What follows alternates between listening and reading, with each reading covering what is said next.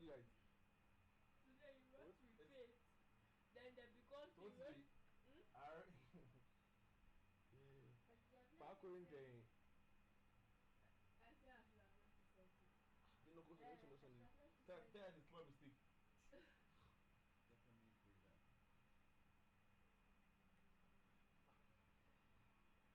Oh, then let's play. I'm going to download this game. Choose now. What do you see there? No bots. Why did you add bots? Let's not play no bots. Let's not play no bots.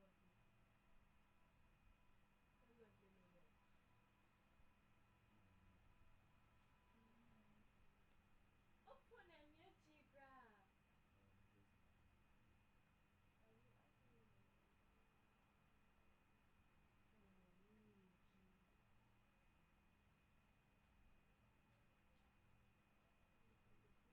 again, Oh, why did you do it?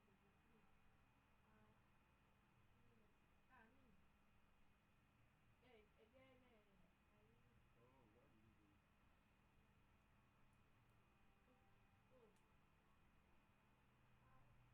That was the answer. It's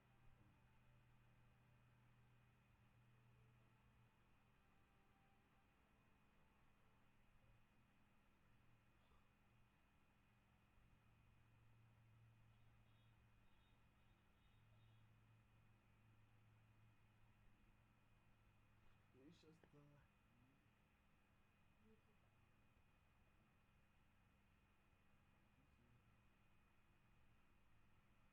C-S-E-A.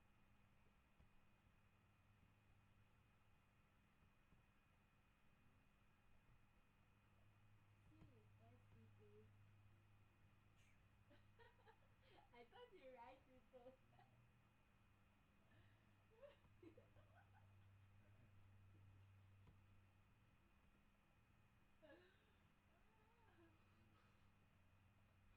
into everything. Ding ding ding ding ding. Delete one to the no. How many subscribers? Oh, Dabby. Alright, so where else has one now? I don't know.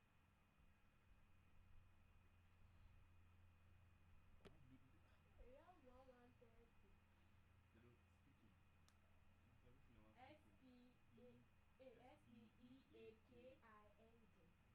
No, like not speaking. No.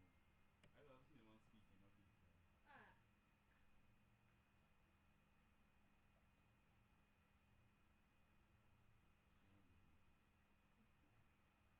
homework. No, you don't listen to anything else.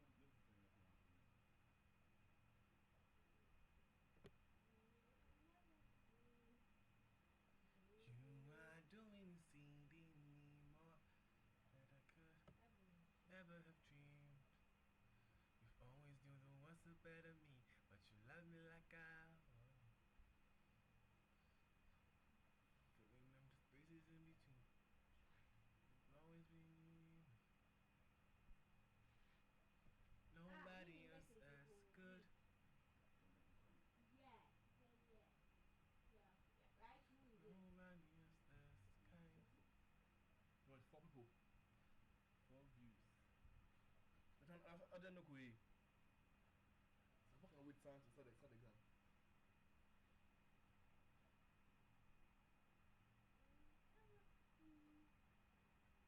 You are doing seeding me more than I could. Stop because I always knew there was a better me. But you love me like I want. 1, 2, 3, 4, 5, 6, Feeling 7, the 8. spaces in between. It's always leaning. Nobody else as good.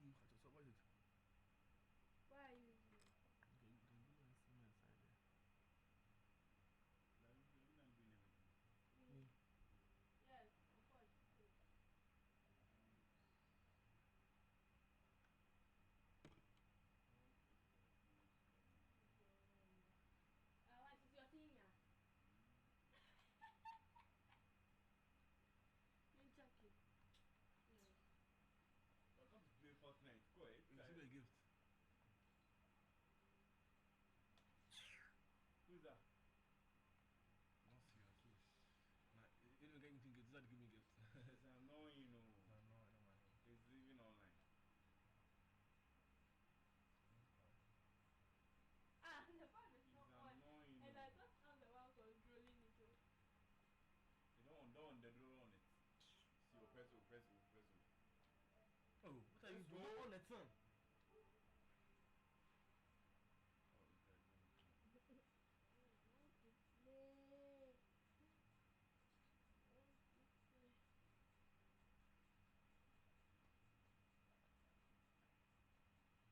You know what I'm going to do down on Zulu? Want to play there? Where? Come here, strong. Don't play anything.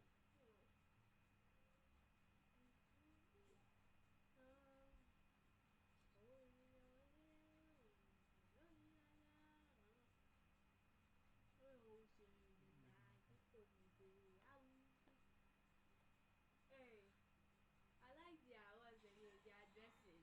It's cute. I say it's cute. It's nice. Only I got you, bro. I got you, bro. I'm used to It's not really American view, but it's just like it's American. Come here with me, don't. see on this idiot. Not easy, but doing my best. Please, bro. I be low, but you still much. ah. Be about slow for this game, sir. Why you doing that? Keep quiet, oh. Systems more for some. You some TV. Who is it talking to? You still get like that on your phone. Every time. Oh, every day. Some kid. You can't put your hand on. They are playing a game. When they come back from the game, don't put earpieces. I want to hear You that. tell them how. I'm not sure they get quiet like that. Some best stuff. I say she gets quiet like that. Oh, on in the part. Which part? Am I holding part? It's already done. How did I lower volume? It's not in here. I don't need this. I don't need you. Give me some that. Give me some that. I'll see the time that.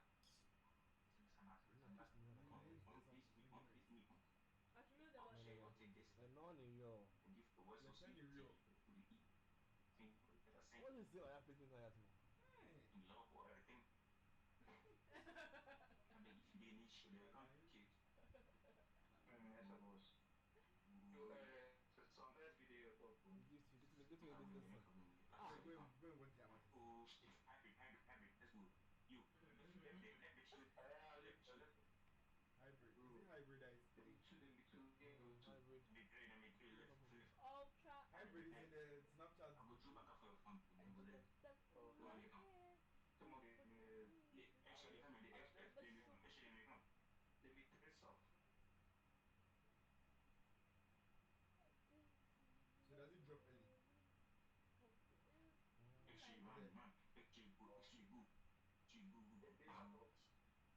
Actually, man, actually good.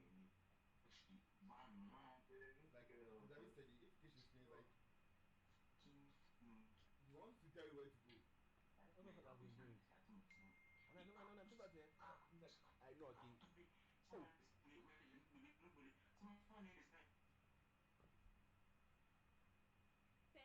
Petty pick. Oh, beautiful. He's playing. Let me go and play one game. Go back. Oh, I'll finish one. Go back. I'll finish one. Go back. Go finish right now. Go back. I'll finish one. Oh. What's happening? Hey, I'm in the Yasha. And I could. Go up. Hey.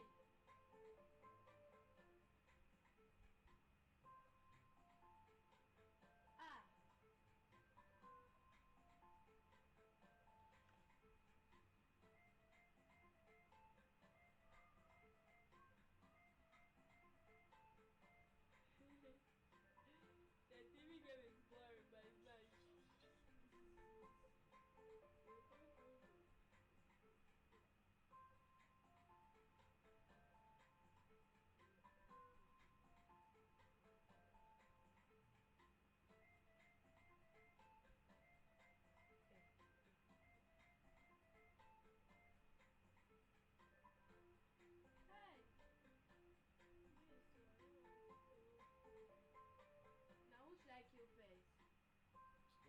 treat someone that was new.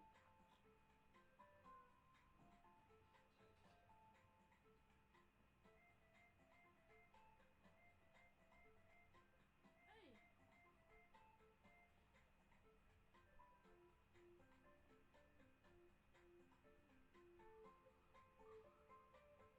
Oh, I can't get three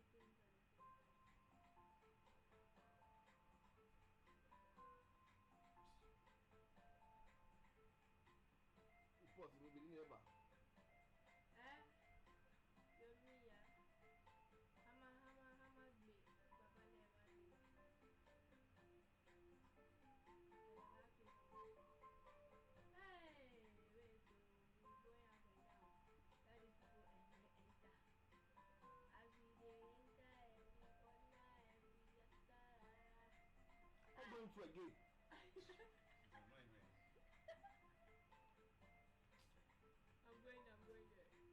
I'm going there. I'm going there. You see our present. What did that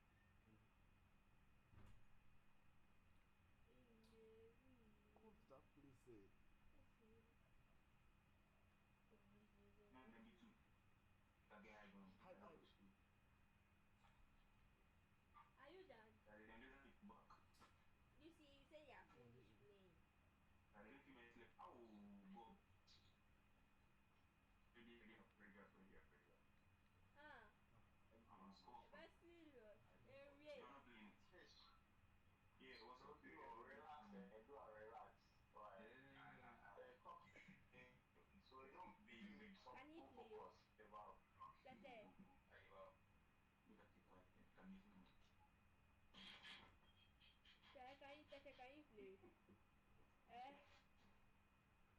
They are dead.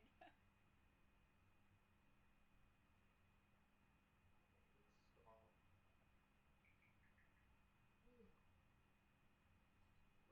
nothing?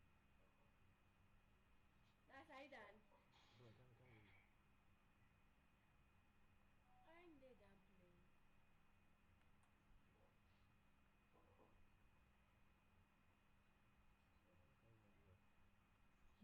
I can't really do that. I did that.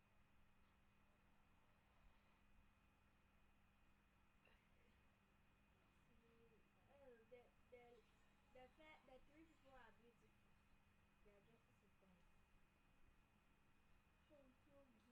So good. Hey, but what's my name?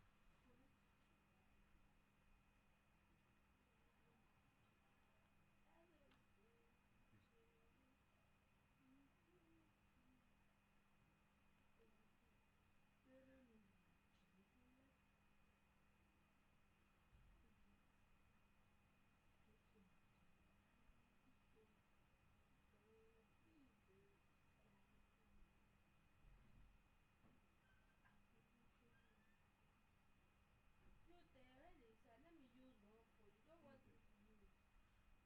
Let's start.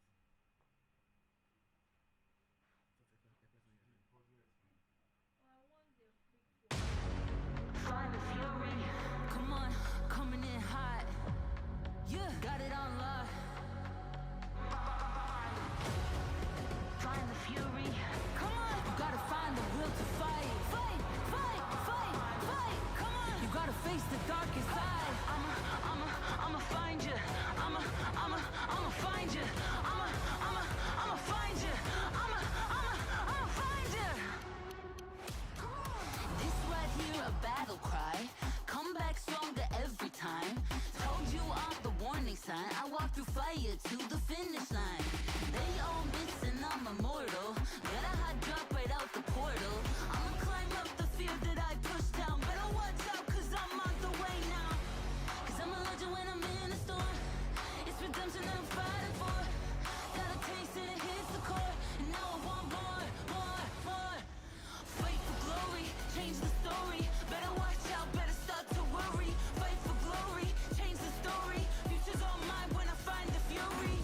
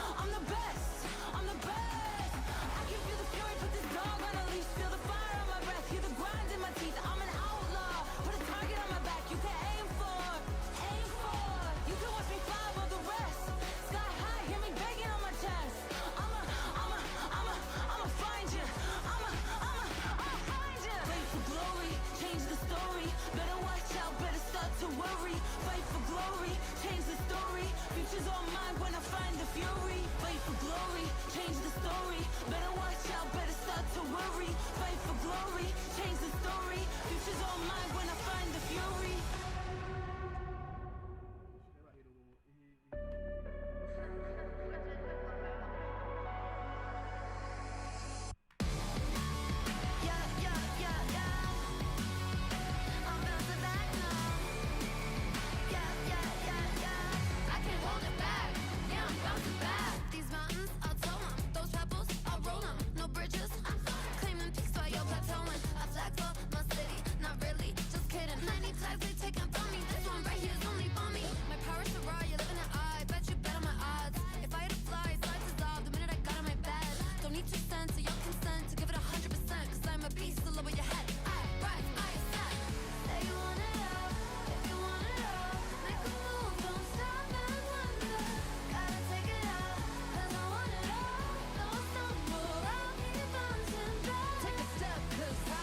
Bouncing back, yeah, I'm bouncing back, yeah, I'm bouncing back. I keep coming back, I can't hold it back, yeah, I'm bouncing back. It's just a mission. I do them in my sleep, no commission. I like a side quest, love opposition. With surgical precision, they make losing their tradition. Yeah, they talk but what they say to me, I'm chewing it all, it's hitting my jaw, the way that it hurts you to think. I'm building a wall, 90s tall between you and me. I'm out of space, you're out of peace, it's a different game when I'm out of your league. Say you want it all, if you want it all, make a move, don't stop and wonder. Gotta take it out, 'cause I want it all. No, it's no more, I'll keep bouncing back. Take your cap, take your step, take a step, 'cause I've been back. Oh, just like that, I beat you in, crank up back to back. Oh, just like that, I see a dub in my future stats. Oh, I know a place you can go.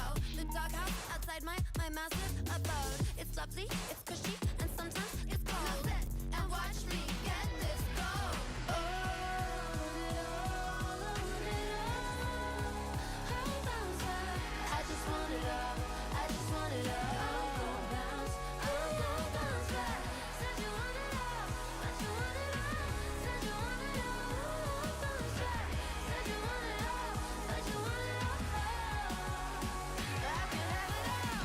If you knock me down, I'll move to the top.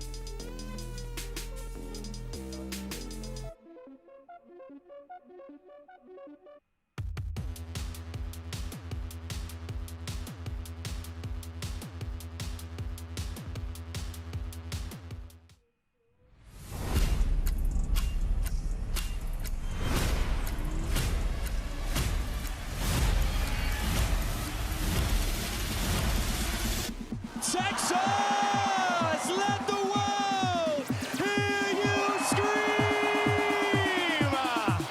It is that time. It's game time. You can just hear the crowd going crazy. Oh my God! It was so close! Vico, Flixie, Chap, and Tini. It's a battle of Europe. Tini, the first to go down. Chap's also weak. They close the game, and game number 1 will go to Chap and Tini. Match number 2 is here. Vico gets slammed in on from 2 angles, but Cammy gets and game number 1 will go to Chap and Tini. Match number 2 is here. Vico gets slammed in on from 2 angles, but Cammy gets crushed. Queasy and Thomas, they look up coming out the storm. Baka there, and Baka has high ground now. It's so good from Queasy. I got some important people in the audience that told me that I should go hide and not die, and that's what I did. Get hide, don't die! Get hide, don't die! We're getting right back into action. This is game number 3. Peterbot and Pollo jump down from the high ground. Merstash is down, Malabuka's down. 2v2. Pollo, hungrier than ever, is gonna get 1. Swizzy could actually take it, but Peterbot trying to shut that dream down. Peterbot, oh my God, is all he needs. Oh my God! Swizzy takes it home. Game number 4 is upon us. Looking to try and get the chomp from secondary height. Even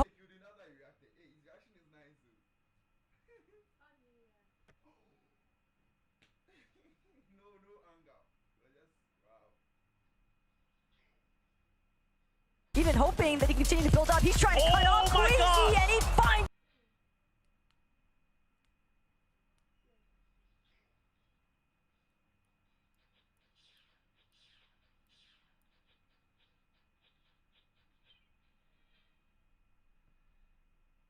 Queasy jumps up and just gets melted there.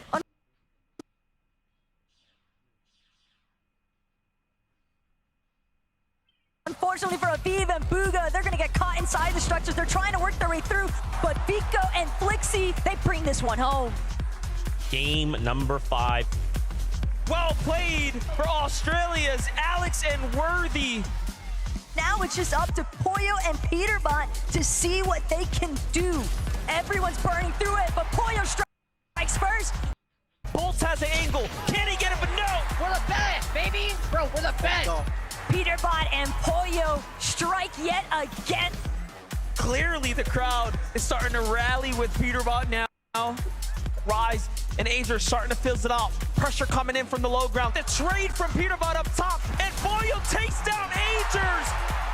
These two took this last game by force.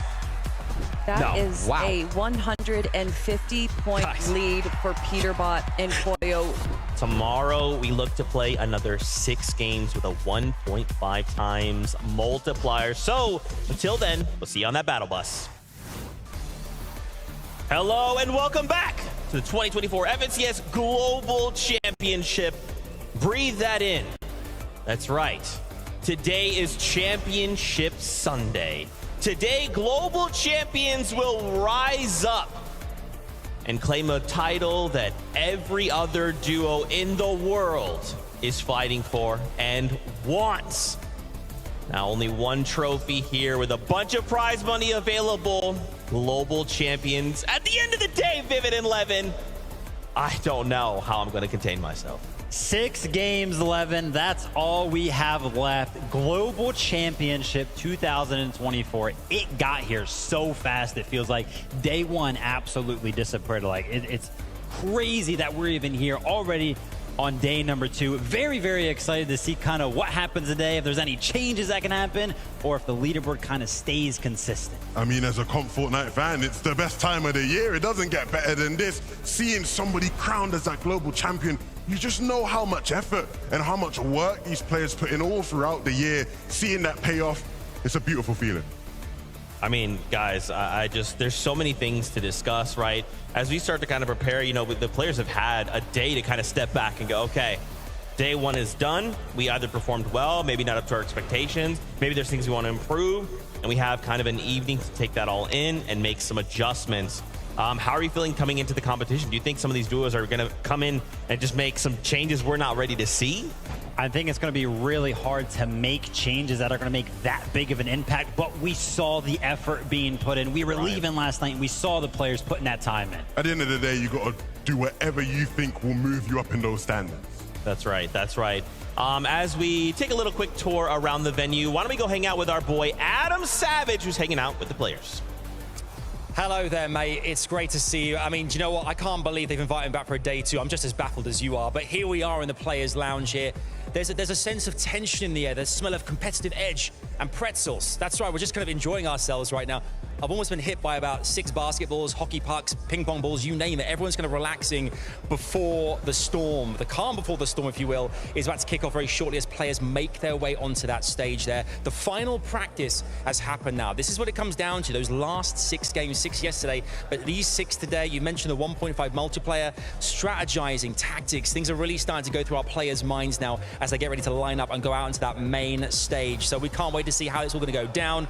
But we talk about world-class duos. There's one duo we've not met yet. It's the almighty Miniminer and Kelly Link. Thank you so much, Adam. Likewise, they've let us into the creator lounge somehow. We're here, Kelly. Yesterday, I got to hang out here. It was really, really fun. I was a little bit starstruck, got to meet so many cool creators. What was it like for you? Did you get to come up here, have a little bit of fun? Oh, I got to talk to Panda and Jacob PR, so it was absolutely incredible for me as well. But Minnie, I am so excited to get into the competition. Yeah, now we were on the desk yesterday, of course, breaking down the action. It was crazy, right? Have you got any highlights, any best moments, any favorites? I mean, the Swizzy 1v2 was absolutely insane. However, Peterbot and Pollo getting the back-to-back victory royales was definitely the highlight of my day. I loved that moment. Right there at the end of the desk as well, we were like, oh yeah, should we probably talk about some other teams other than Peterbot and Pollo? I feel like that's going to be a big talking point today as well. Final predictions. Who do you think is going to be lifting that trophy towards the end? I think I kind of already know the answer. What do you think? I hope more than anything that it is a close game, that we don't know who's going to win until game 12, but Peterbot and Pollo. Okay, well, that's not too surprising. I want to see Queasy and Thomas do well today. Second place. I'm excited to see if Thomas can pick up his first FNCS title. And the duo that are going to be taking us through that, it is MDF and Tekka. Thank you so much, Minnie, and I couldn't agree more. I can't wait to pick up where we left off, and obviously the doors are just opening up, so we have a long day in front of us. Look, there is still 6 more games with a 1.5 times point multiplier that these players can look to try and take advantage of. We know it's not going to be easy. They knew it was going to be a challenge coming into this weekend, but I want to see how many of them are willing to take up the task. And that multiplier really does start to add up if you, for whatever reason or another, come up short in a game. That is basically giving away almost what will feel like 2 rounds. So although we see a strong lead from our first place team at the moment, it really is anyone's game right now, especially teams that are trying to jump up and finish on a podium stand. And what was really big for me was just getting that vibe off the player bus as well. Everybody just seemed so serious, so solemn, but like somber, but also ready and prepared to fight it out. So big day coming in, but we're gonna head back to Zeke. There you have it. Kind of just getting to hear everyone chime in and give their thoughts. Man, that 1.5 times multiplier is really going to change the way we approach today. I mean, for someone like Pollo Peterbot, they're just going to run away with it. Some duos might look to just change everything completely. But as we look at this breakdown here, 100 points, Vivid, for that victory royale by itself. That is more crucial than ever. Yeah, I mean, it opens things wide up for some of these teams that maybe did not do as well as they kind of wanted to kind of just shoot all the way up to that leaderboard. Also, we got to point out, 6 points per elimination there as well. We saw some teams put up double elimination games yesterday, and incredible stuff. Yeah, I mean, even the point difference between just getting second and that win now being more sort of exaggerated, it makes moments like yesterday when Peterbot and Pollo got the second place and lost to Swizzy, it makes those moments hurt a bit more, right? You really want to make sure you're cleaning out the game if you're in a top 2 situation. That's right, and of course, we can't forget $400,000 on the line here for the duo. Can they come out in the first place? And once again, everyone will just receive something for making it to this stage. But, you know, especially with this multiplier, we're going to continue to kind of harp on this point. If a duo could say go from, like, let's say last place up to even something like top 10, guys, this is like life-changing amount of money. Yeah, it would be huge, but I'm not going to lie. Like, the nerves have to be going crazy right now because now we're in the second half of the competition. And I can tell you from experience of playing these events, once you kind of hit that mark, you kind of start to count the games you have left, right? Like, say game number 1 of today, game number 7 across the competition does not go well. Then you're like, well, 5 games left. And then you go to the next one, 4 games left, 3 games left. They just disappear so fast. Well, Vivid, as someone who's played in these types of competitions, how do you sort of prep coming into day 2? Are you thinking about changes in strategy at all? Like, what's the sort of headspace like? Always a big fan of just sticking to my roots, right? Dipping into that memory tank, things that happened months ago, years ago, trying to use all that, not really trying to change many things up between day 1 and day 2. That's right, and they can't forget, they are all competing for this accolades, prize money, and of course, a trophy.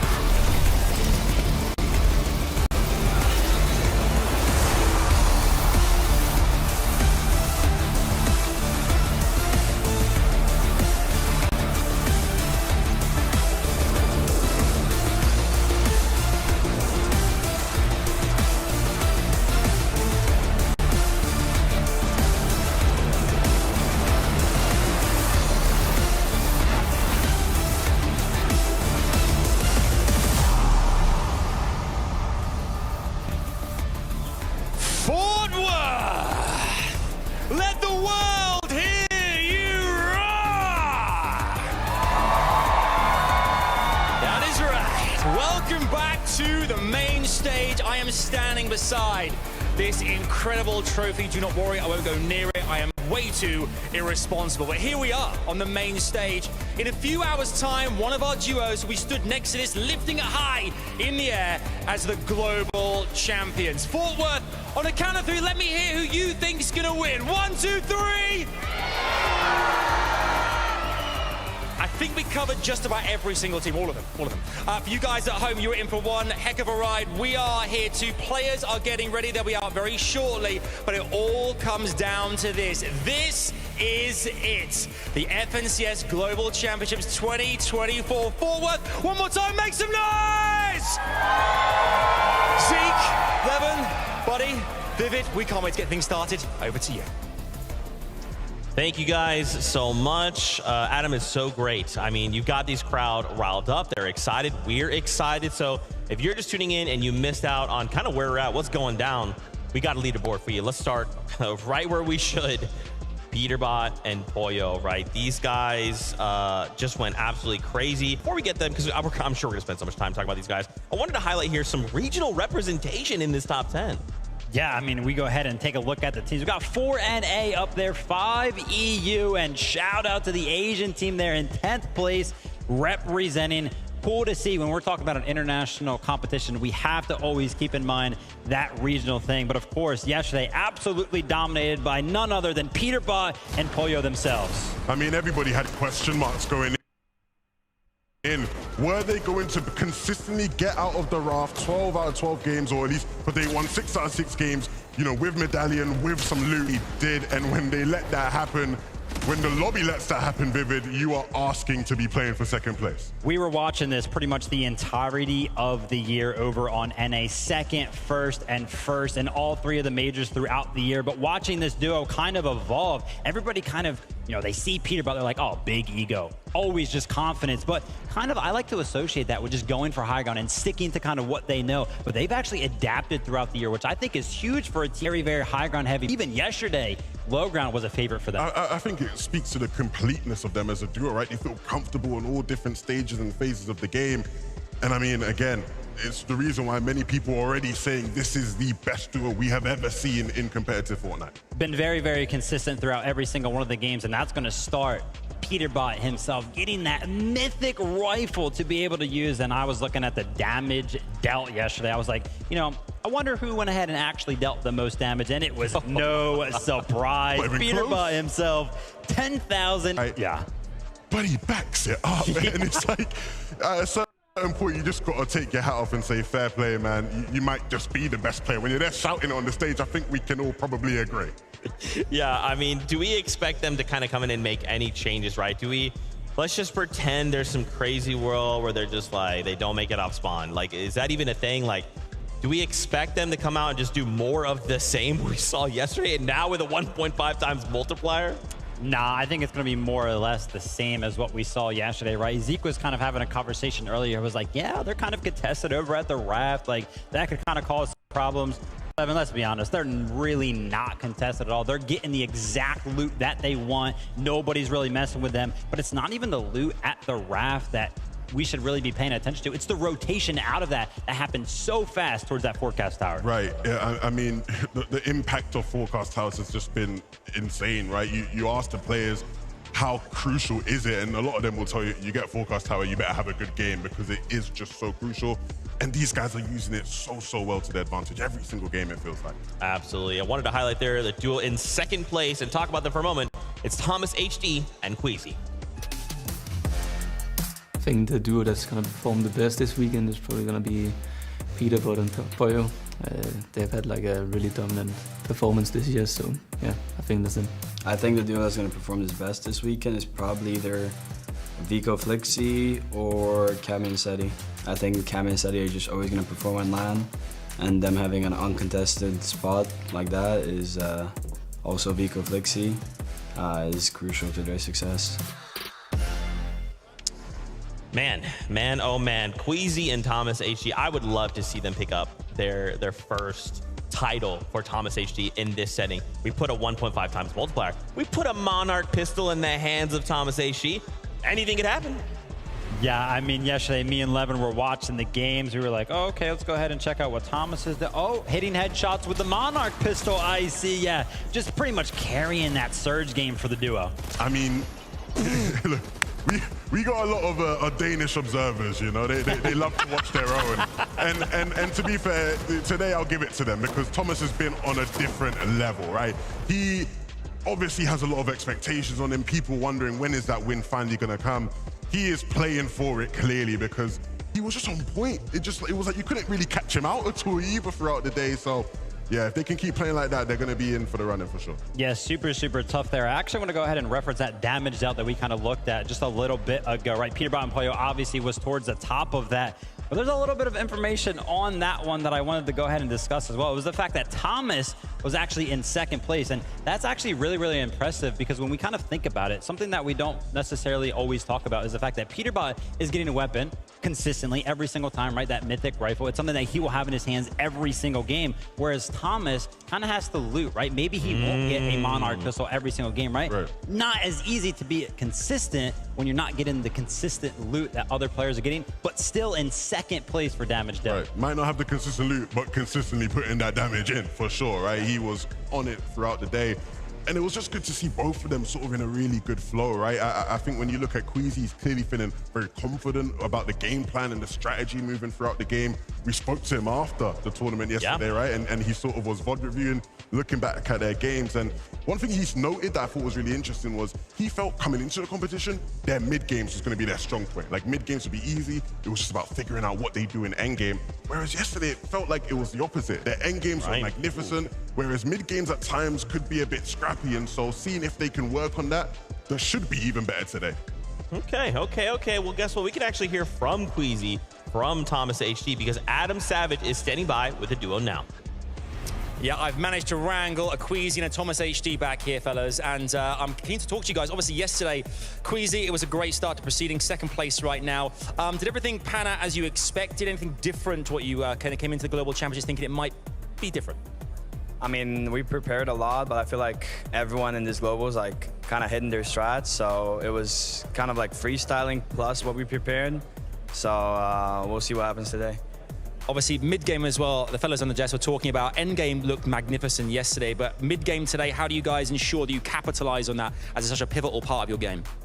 I mean, I feel like our mid-games yesterday was perfect, and I think we're just gonna like stick to the same and like maybe freestyle a little bit, but yeah, I think our mid-games will still be fine today.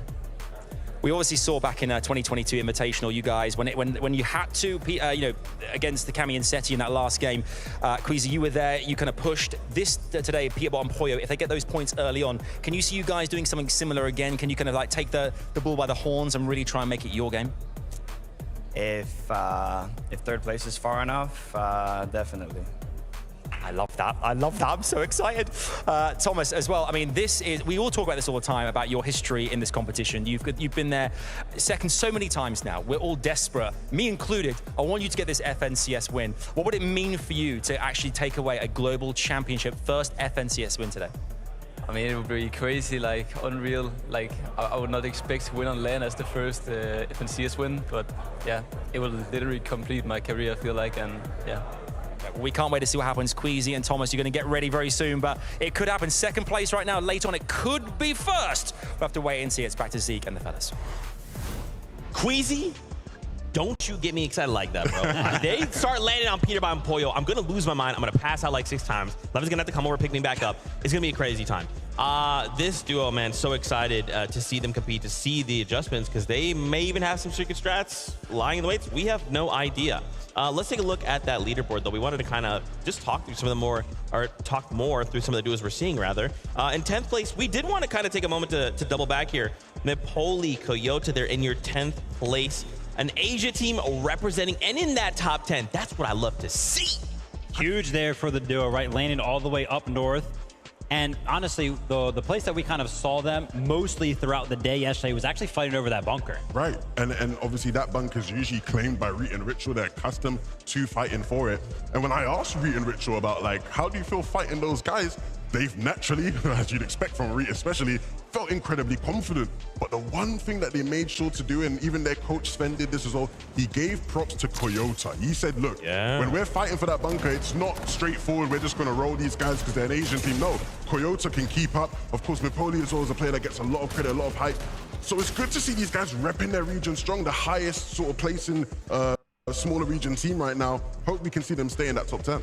And one of the most impressive things for me, and we actually saw, taking a look at some of those highlights right there, getting into the end game, 0 eliminations, right? If we kind of take a look at some of the competitions that happen on some of those smaller regions, those that kind of win FNCSs are placed very, very well, usually they have so many eliminations, right? That's kind of like their play style. That's how they get it done. That's how they get the win.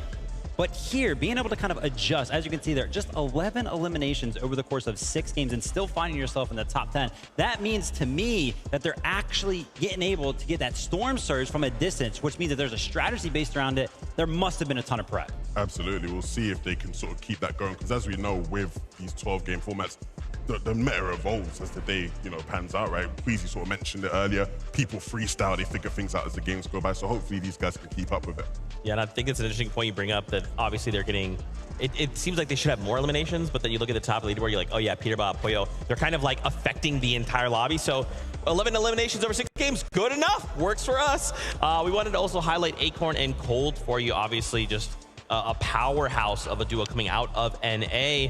And now, once again, we have to look at everything through the lens of the 1.5 times multiplier, right? They played super well yesterday, and I got to give a big shout out to the early game, right? How they actually handled being contested. First and foremost, just taking the fight to the other team and winning it, always there, and always just so consistent, right? Levin, I got to give a shout out to you. Something that we talked about earlier yesterday was something that you gave a shout out to Acorn and Cold all the way at the beginning of the year. Yeah, I remember we did an episode of the Drop Spot, right? The first one of 2024. And the lovely Adam Savage asked me, who do you think is going to win the Global Championships? This was before Major 1 was even played. And to me, the obvious answer was just Acorn and Cold, right? Because they're a duo you can rely on, you can guarantee they're going to step up, going to perform. To what you said there about, 1.5x multiplier, Zeke, just now, recently in Major 3, day 1 of Grand Finals in NA wasn't the best day for them. Day 2, they were the best team on day 2 with the 1.5x multiplier, right? And it shot them all the way up the standings. So I, hope to see more from that today with these two. I'm a massive Cold fan as well. I think he's probably the only player that you could say really has matched the level or come close to the level of Peterbot over the past year. Cold gets so much love, and for good reason, right? I was like, how has Cold really played? Because we always see him towards the top of the leaderboard. And I took a look at it, and I was like, holy, it's like that? So Cold's made it to 13 FNCS finals. That includes Invitational and Globals last year. He has only placed outside of top 7 one time. Gosh. One time. Are you kidding me? So he's gotten top 7 12 times throughout FNCS. That's why those type of predictions are made. I love to hear it. I love to hear it. And what we would love to do is hear from Acorn. Adam Savage is standing by. Over to you. Thank you, guys. Yeah, I'm delighted to be joined by Acorn right now. We're just catching up about all things life in general, really. It's been such a great year for you guys, for you and Cold. Walk us through kind of like what happened yesterday, that first day. I want to talk about off-spawn particularly. Are things going in the right direction right now? Okay, so yesterday was a good day. We ended up 5th. Off-spawn's looking good. We eliminated them 3 times, and the other 3 times we just split it. So depending on our situation, we kind of make a decision. But it's looking good. Overall, I feel like we're in control. Because we were just talking just a second ago, and the confidence, despite the kind of like the big lead that Peterbot and Poyo have got themselves already, 5th place right now, there's still plenty to play for out there. Oh, we're winning. Oh, 100% we're winning. I love that. We're only going for first. The thing about me is I need that trophy. That's what people have to understand. I'm going for that trophy. That's what I want. I got my eyes on it. If we have to land on Peterbot, we're landing on Peterbot. I kind of respect the greediness. I love that. You want that trophy, it's yours. Talking about the rest of the day, I mean, this year you guys won Major 1. You've had an incredible time together as well. This will be the icing on the cake, obviously, but today, the 1.5 multiplier, how does that change things as well for the lobby in general and for you guys as a team? I think it's great. 1.5 times multiplier, it makes everyone still try. Even if you're in 50th place, you could still end up top 5. So I think it's great. Also, me and Cold, we're a day 2 team, so we adapt really well. Once we play first day, we learn from it. Day 2, we come back, we come strong, and we make sure to close it out. And finally, obviously, raising that trophy here in Fort Worth, the Global Championship trophy, to add to your career, the repertoire of stuff you've earned thus far, how great would it be here in this moment to do that in front of all your peers, all the other teams internationally, you and Cold lifting it high above your heads? I mean, that's like one of my biggest goals. Like that, I think that's the only thing that's left in Fortnite for me is just a LAN win, so. Well, there you go. You heard it from Acorn right there. Could Acorn and Cold go all the way? They have everything lined up. They're very close to that top spot. Will it happen? We'll wait and see. Back to Zeke and the gang. I don't know if they got that on camera, but the moment that Acorn said, hey, we'll land on Peterbot, we'll land on Poyo if it has to go that way, the crowd erupted. They were like, yes, that's what we want to see. You can tell we've got some Acorn and Cold fans in the building. Clearly they respect the courage, right? I think that's what this game is all about. But it's so interesting how Acorn sort of echoed a very similar sentiment to Thomas HD and Creasy, where it's like, this is that last thing we want to achieve in our careers, and we are willing to do anything to make that happen. There's a lot of legacy riding on today for a lot of our historic players. I love the acknowledgement there from Acorn, right? Noticing or recognizing that they are a day 2 type of team. So it sounds like to me, they're feeling pretty confident. And how many other duos are feeling the same thing, right? Day number 2, we've had it, and I kind of, again, I think back to the drop spot leading into this, right? Benno saying, hey, day 1, it's about kind of coming out with these strategies. And then day 2, everyone goes, okay, this is what we're kind of having to deal with. How are we going to respond, right? So some of these teams will definitely look to come out strong to just change. I mean, if we start to see people go, Peterbot Poyo, we're not going to give you that medallion. We need to take it back. I mean, how will that go? More to see in the future. With that being said, though, we were kind of curious to hear the players' thoughts on how they felt about each other. So take a listen. CES is the biggest tournament of the season. 100 players, 50 teams of 2, players all around the world. They all travel to one place to play on a stage in front of everyone. One weekend, one map, last one standing wins the game, 12 games, and they crown the champion. That's how I'd explain it. No other game's doing it like Fortnite. The esports here is crazy. So the most consistent duo this year. I mean, it's obvious. Best duo in the world right now. I mean, placements speak for themselves. They got second Major 1, first Major 2, first Major 3. And they won like a lot of duo cash cups, so. Well, the first season in general, they were dominating. Now they're looking really strong. I don't think anyone put them that crazy. Like 100% the most dominating team of everyone. I mean, there's no one else more consistent than us, I would say. I'm not sure that it will surprise anyone, but I'm pretty sure that Kami and Saiti will do good, as they always do on LANs. They kind of just have everything scripted. They have the entire game scripted and how they're going to play it. They're always just one step ahead of everybody. I'll say Epic Whale and Mars impressed me with their performance. We just stopped playing with them last season to play with Veno, and I was really hoping he quals for Globalists. So them getting, I think, 7th, it was impressive for me. And then another team which is like also pretty underrated still is Batman Boog and Rapid. I think they're also kind of underrated. I just think they match really well together and like they know how to play the meta. They're good like fighters and all that. Rapid's a super smart guy. They've been doing really well these last 2 seasons and they've kind of proven to everyone they're like as good as the rest of us. They're on a come up this year. They're doing good. I think they can sneak in a top 3 here if they play their best.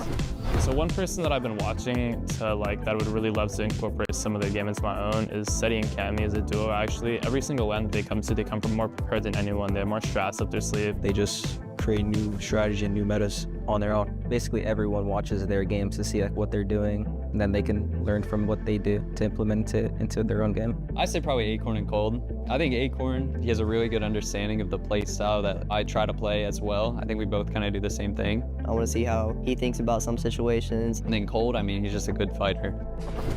If I want to do good that's not us, probably be Kanata and Cooper. Good friends with them, and I think they have a really big shot. I think Srizi and Yapko, because Srizi can play with his duo. Also last year he couldn't play on the LAN. Mariuka Mirsash, because it's my friends. I hope Srizi does good as well. Like he deserves it. I think he also deserves to play a good tournament here. I want Clace to get a top 3 for the first time in his career. I would want the Middle East teams to do good. Yeah, for me it's probably Region with DA, Janus Pixie, like all the Germans basically. Honestly, all the OSCE boys, I hope they do good. 100%, all my friends, you know, Kanata, Paper, I've been helping them out on the side, just trying to see them do good. You know, when I thrive, all my boys to thrive too type thing, so this is how it be. So obviously, you know, we've seen a little bit of the cockiness, the confidence come out of these players, but at the end of the day, you can really tell when we kind of sit them down and just ask them like, hey, what do you think? Like, there is so much respect for each other in the community, and you can just see just so many different testimonies of everyone just thinking the same thing. Like Acorn said, if I thrive, they thrive, right? And that's so awesome to see. Yeah, I mean, tons of respect, and it's definitely well-deserved. I mean, we got the best players from all around the world. None of these teams are going to be easy pushovers by any means. I mean, I agree with you guys, and I think that's... Oh, God. Here we go. But I'm also a bit tired of these guys doing this whole humble gimmick. What's all this? Because I know if you ask them in private, they're telling you, I don't care about that. I'm gonna win. That's what I want, you know what I'm saying? But it's good to see, though, because I think you see a lot of respect, I think, especially within the regions, right? Because when you play against certain people so consistently over the years, you do just build that respect. Interregionally, ooh, things can get spicy sometimes. Sure. Now, speaking of spicy, let's take a look here at mid-match objectives. So we've kind of tossed around a few words, right? Things like forecast. What about Rift Island, right? We wanted to kind of break down how these objectives have really impacted the Global Championship. Yeah, so for anybody that does not know, Forecast Tower's objectives that spawn around the map, you can instantly tell when you're flying over it if it has spawned or if it has not. And you're going to see that tower there. And it's a big thing to fight for because basically what allows these teams to see is one zone further than everybody else. So they'll have an indication of where they can actually rotate to, and it leads to a big advantage in terms of position. Yeah, I think it's very clear from looking at how these games are played out that the mid-game objectives and how people play for them are having a big impact in how well people are doing, right? Of course, the Forecast Tower in particular is just such a crucial one, right? Being able to see into the future where people need to be positioned with zones is crucial. But even the loot that you can get from the bunkers, right? The weapon bunkers, even the islands, right? We talked about it a bit yesterday, the positional advantages you get from playing from the island, being able to pad off of it or maybe use one of the rifts underneath it to get into some of the deeper zones. Like, there's so many advantages to be gained from these mid-game objectives. And there's just something really small that we kind of always talk about as those weapon benches, the upgrade benches. And I was kind of curious, we kind of talk about, oh, like players can get those benches. What does that mean though? So we take a gun, we can kind of customize it. in what ways would we really kind of like tamper with that weapon to really fit our playstyle? I think easily the one that every single competitive player is going to instantly highlight is the ability to add, remove, change the scope to the one that you definitely prefer, right? We've been talking about Storm Surge pretty much exclusively throughout every single competition ever since it was ever implemented, right? It's very, very important. And having a scope that you prefer or one that you think is the best is always a big advantage. Yeah, absolutely. I mean, you know, being able to sort of have that consistently. Again, the team that's in first place have had all of those things consistently, right? When I talked earlier about talking to Queasy about what do you have to do to work on to improve for tomorrow and have a chance of winning, he said, yeah, I can do this, that, or the other. But how am I supposed to beat a guy that gets the forecast tower, a bunker, can upgrade his weapons, and he's playing for Ireland sometimes? What am I supposed to do about that guy, right? Like, it really is such an advantage that Peterborough and Puyo have, and other players around the map are taking advantage of as well. Yeah, that's right. Really being able to cater those weapons to the player playstyle, and some of that even revealed itself in Storm Surge, right? I was kind of curious to kind of discuss how Storm Surge kind of was impacting these players. Yeah, exactly. So obviously the top 5 teams throughout the competition, you know, they've been doing very, very well throughout the day. And we were kind of trying to, you know, make some sort of a relation to how much damage they have actually taken from Storm Surge. Are they really getting affected by it, or are they kind of just bypassing it? Are they doing so well? And as you can see, 2 teams in the top 5 right now, Peterbot and Puyo, Vico and Flixie, have not taken any damage from Storm Surge whatsoever. And then the rest of the teams in that top 5, 4 ticks, and 6 ticks, definitely not a lot. Yeah, not much at all. I mean, if you're Coach Raz, he's looking at his 2 teams, Vico, Flixie, Peter, Puyo, going, no Storm Surge ticks, I've done my job. I have done my job. That's what he'll be thinking Just an there. insane stat. Right. Crazy. Yeah. Both of these teams, you know, not like that means like you got your Surge locked down. And that's why when we talk about like teams and being able to carry on what they did in day 1 into day 2, you look at a team like that and go, if they're not struggling with Surge at all, and they're gonna keep getting their mid-game objectives and whatnot, like they're gonna keep doing well. Absolutely. Yeah, and we've seen teams all the time struggle with Surge, right? Because remember, you're trying to get above a number. The moment you drop below, you're starting to get hit for 25. I mean, how do we are there quick ways to kind of deal with this? Is it a Monarch pistol, right? Is it a shotgun? Is it just, let's find a box, let's go for the fight? What do you think?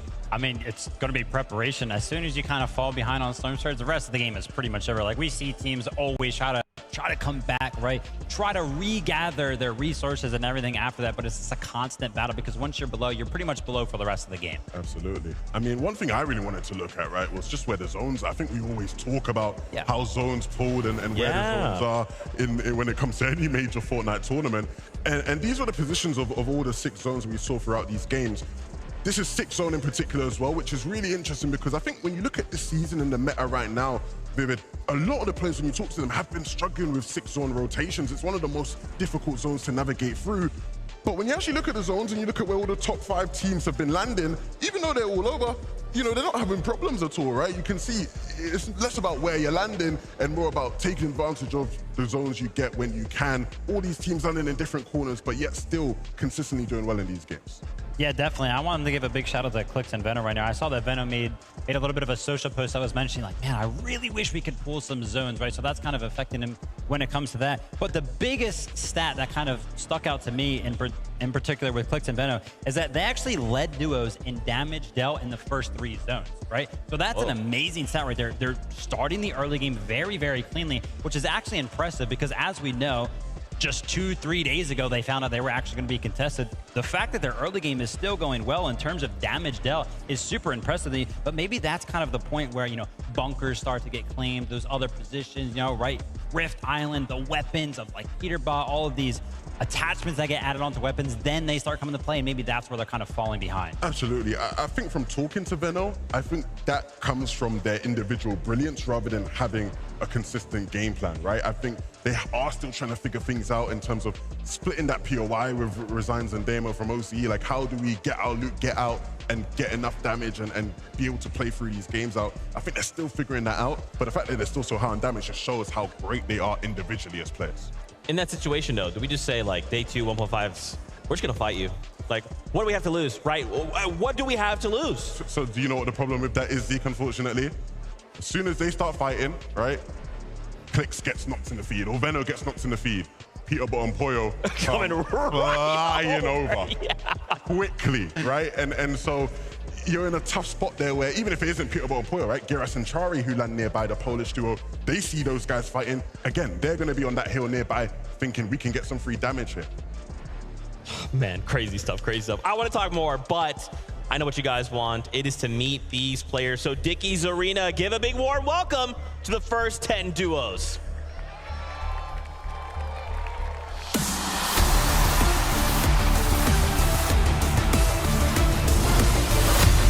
It's Alex and Worthy looking to even the off-spawn score. These guys are ready to start day 2 with a bang.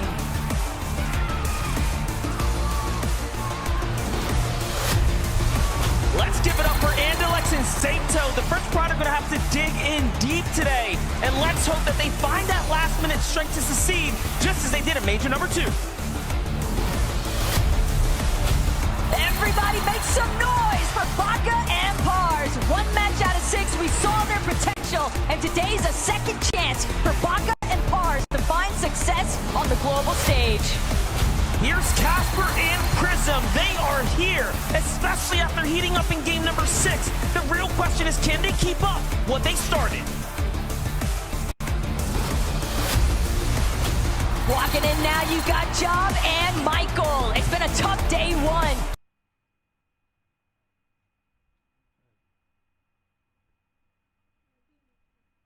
What have they learned, and how have they evolved?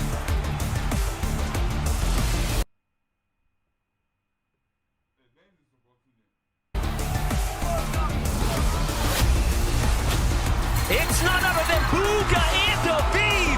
2 out of their 6 performances were stellar. And if they can find that groove again, we can definitely see them up at the top.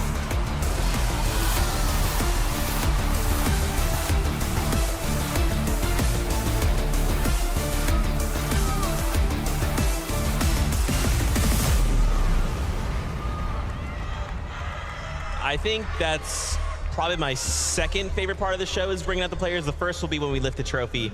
But to just hear the crowd lose, and to see kind of the players in that moment really take in, man, there's a crowd. We're here at LAN. Let's go. A duo that didn't budge an inch. Baka and Pars. So locked in right now.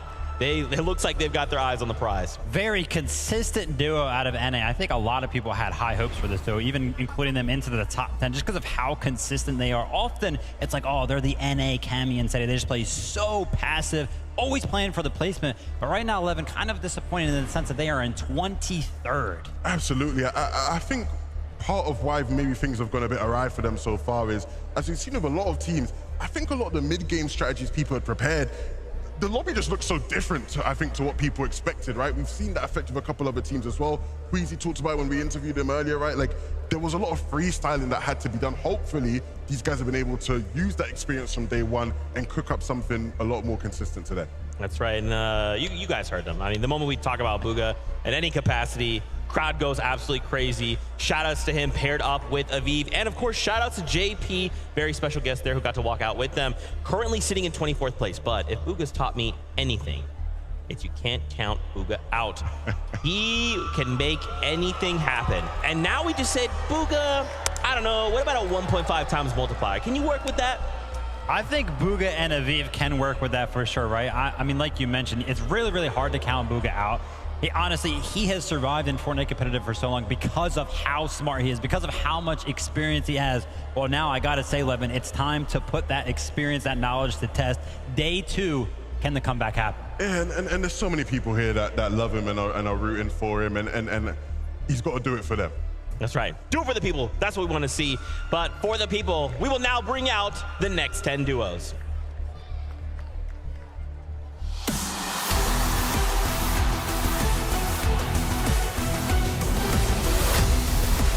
Epic Whale and Muzz know what it takes to win, and today it is time for an all-star performance. Show us what you got. Let's give it up for Jack and Teeny. After winning game 1, they've already proven that they are championship caliber. However, it was just the start of their journey. Rise and you must start at day 1 off strong, but can they hone in on the consistency consistency, because this is where it matters most. Ping and Watts, ladies and gentlemen, they began surging up the rankings here in day number 1, and if anything, the rest of the competition has to continue to go that way for them. It's been a lot of growing pains for Denath and Tinka, but you can't count Oceania out. It's a new day, and it can always be a fresh start.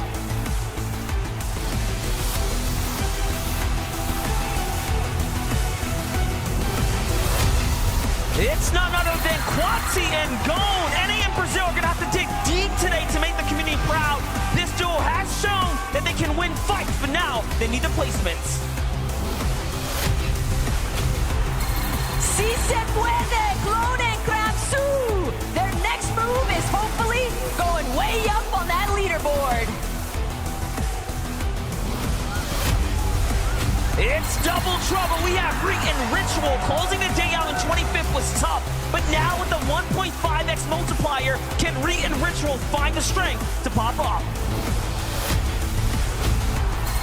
A massive welcome back to Reason and Mateo. Can they crack into the top 10 for day number 2? Batman, Booga, and Rapid are in the building. Everyone is wondering, how is this team going to adjust? And can they actually prove that they're one of the best on NA?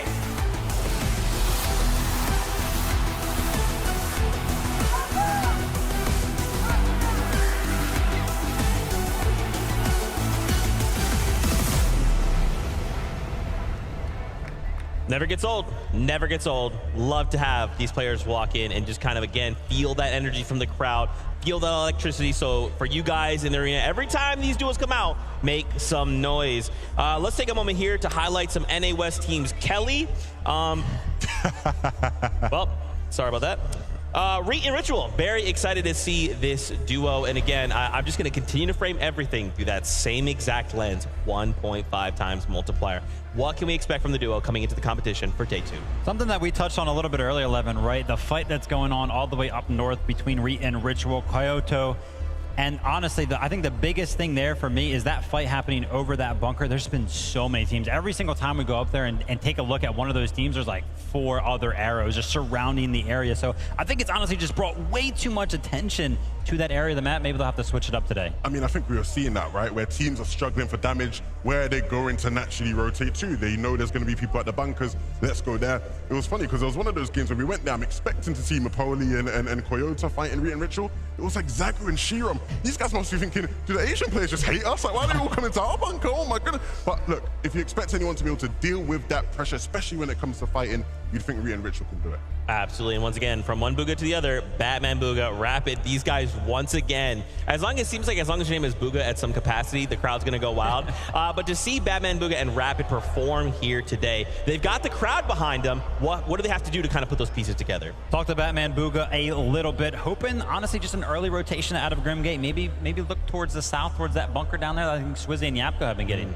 I think it has to be that, right? New solutions to get early damage going into the mid game. That's right, that's right. Well, you know what time it is. It's time to bring in the next 10 duos.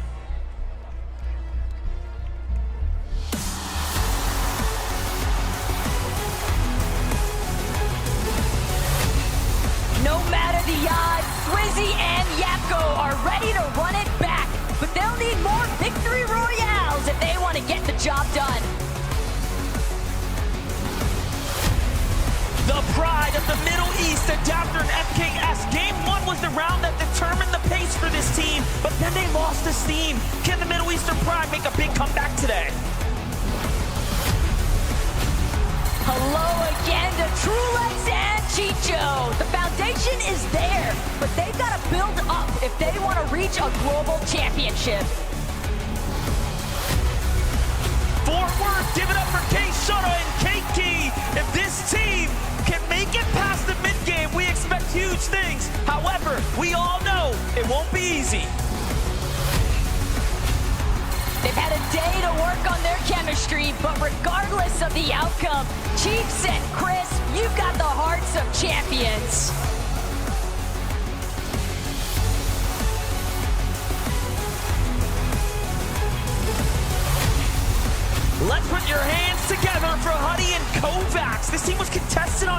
1. And after a near-perfect day, they came in sweeping through the competition.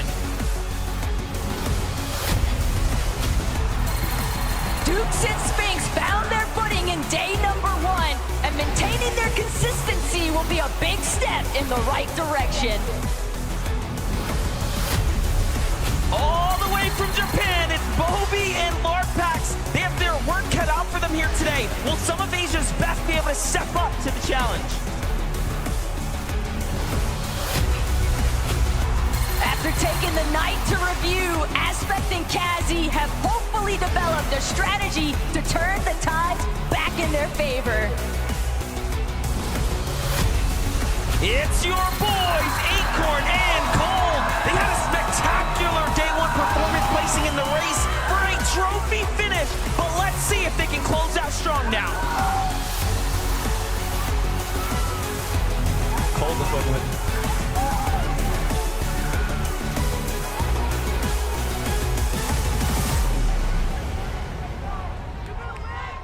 Let's go, and fans are still cheering for Acorn and Cold. I wanted to take an opportunity here. We kind of referenced this damage, top 5 damage out of yesterday's performance. We got to look at Truelex and Chicho. Chicho on that top 5 as the most damage done. This is a duo we cannot count out. I mean, we called it out yesterday, right? Because we were watching them end games and we tuned into them and they had like more than 5 elims, which if you know anything about them as a duo, that's not typically what you expect. These guys were popping off, they're dealing damage, their game plan is, ironclad, right? It cannot be throttled in any way, right? And so I expect to see these guys continue their dominance today. Kind of known for doing those giant towers that put them above the rest of the lobby. An interesting stat there to kind of point out is that they're actually the only duo in the top 5 with 0 time spent on the higher ground as it pertains to the end game, right? So in that middle game, they're all the way up there. Come down to the end game, they're going for the low ground. Wow, crazy stuff. And of course, don't worry, crowd. We'll talk about Acorn and Cold, of course. Fan favorites here without a doubt. And again, you can just tell in their face, they are so locked in. They know what needs to be done. Now they just have to pull it off. I need to see more people in the crowd hitting the Cold celebration. I need more of the Cold celebration. I mean, look, we know what these two can do. They've contested us format Anilix and Sato. It went pretty well for them. I mean, they've historically done well when contested as well in the past. So I just expect them to do more of the same. Acorn talked about, again, pushing the bucket a bit, right? Going even harder today and making use of the 1.5x multiplier. I'm super excited to see what they do. Such a consistent team. Cold is used to putting up big elimination games. Is there anything that I had in terms of requests for day number 2 out of this duo? It's gonna be Cold. One of those games, 10+ eliminations. Let me see one of those pop-offs. That's right. They said they're a day 2 team. So Acorn, I'm gonna hold you to that. With that being said, though, let's bring in our next 10 duos.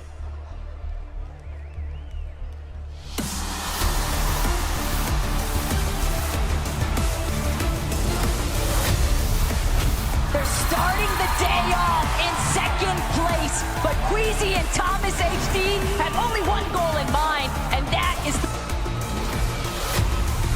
Put your hands together for Koyota and Mipoli. This Asian powerhouse has their work cut out for them today, as they have proven to be the best team in Asia for day number 1. Experience gain is never a loss. Let's see what Shadow and Virgo have in store and what they've learned since day number 1. Gears and Shari, everyone, after an 18th place finish. We'll just have to see what this team can do, as they have a bit of a way to go here in day number 2. We know that they're entering from the final hour, but Visuals and Braids may still have some tricks up their sleeve here in day 2.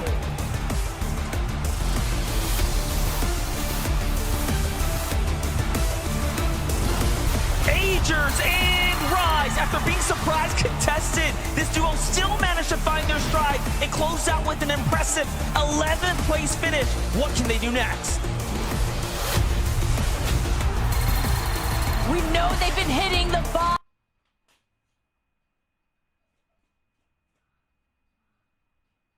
and looking to review, but now it's time. Janice and Pixie, they're ready for the fresh start, but can they break through? Coming in hot.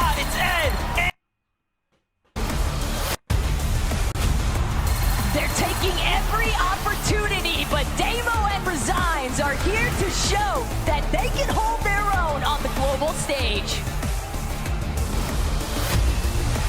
It's Peter Bot, it's Polyo, make some noise for work. There's nothing much to say for these kings of NA, other than they might just prove to the world that they're the strongest team here.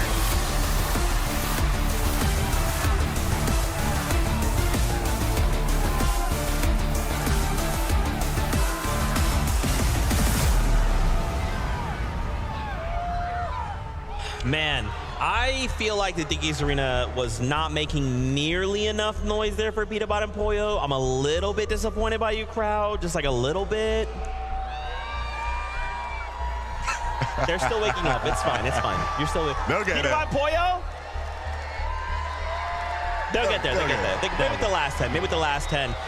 Man, Thomas, HD, and Queasy, though. We kind of talked about them at the start of the show. I want to talk more about them with them now being super locked in. Look how locked in. Look how locked in they look. Look at Queasy. You know, there's a 4-letter word to describe what that is, you know? A-U-R-A. Aura. Straight aura right there. Look, he said all that needs to be said about what they need to do today. I want to see them deliver, man. Queasy's come close in the past. Thomas has come very close many a times. I want to see them get the job done today.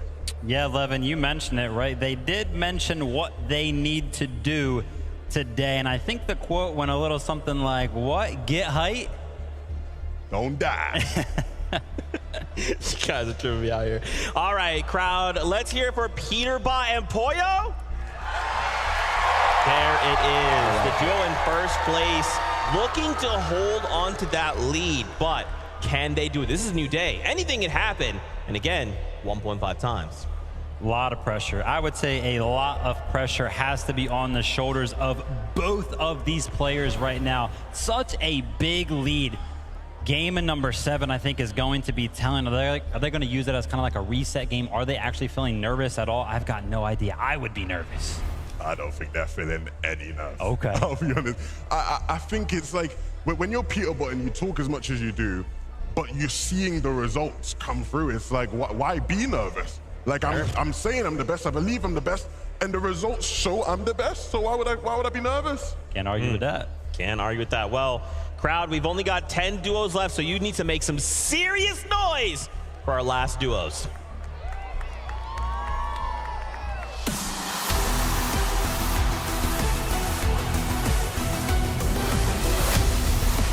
Everybody give it up because Vico and Flixie are back again. They had a good performance in day 1, but now it's time to be great. Here's the Asian powerhouse of Zaku and Shalom. The global stage pressure is truly showing that anything can happen. Will they be able to make a comeback today? Bryson Bolts are back. Lucky number 7 to close out day number 1, but they're still aiming for the top. They're back. Malibu Gamer Stash, after being contested, they have their work cut out for them off the drop. They'll just have to wait what they can do. Another day, another opportunity for Cal and Hamad. Let's see how they adapt and overcome.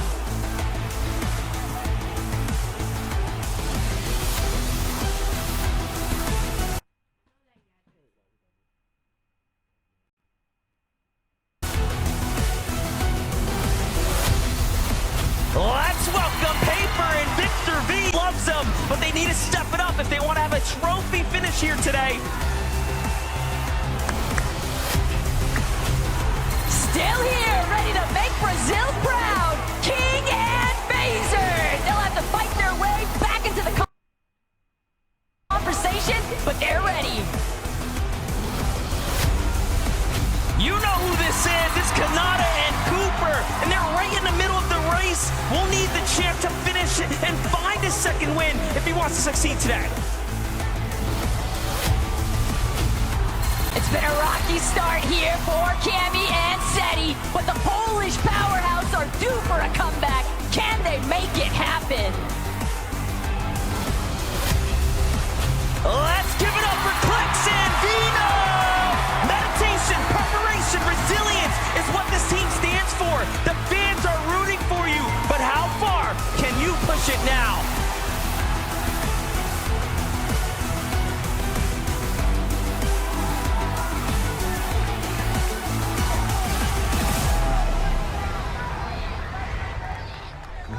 That is the kind of audience reaction I want, and that is what I hope we continue to just do that for the rest of the day.